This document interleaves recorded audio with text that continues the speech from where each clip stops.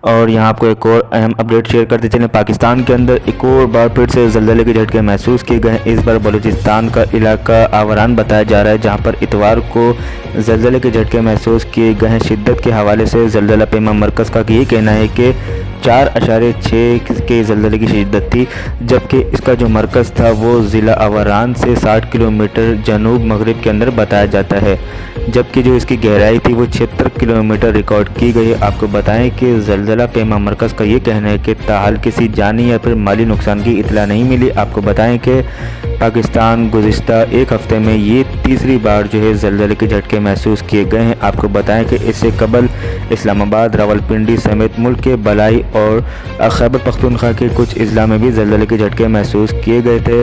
آپ کو یہ بھی بتائیں کہ زلزلے کے جھٹکے جو محسوس کیے گئے ہیں، جس کے باعث بلوچستان کے ضلع آوران میں خوف پھیل گئے، لوگ اپنے گھروں سے باہر آ گئے، تاہم فی الحال کسی جانی یا پھر مالی نقصان کی اطلاع نہیں ملی۔ ویڈیوز دیکھنے کے لیے ویڈیو کو لائک کر کے چینل کو سبسکرائب کریں۔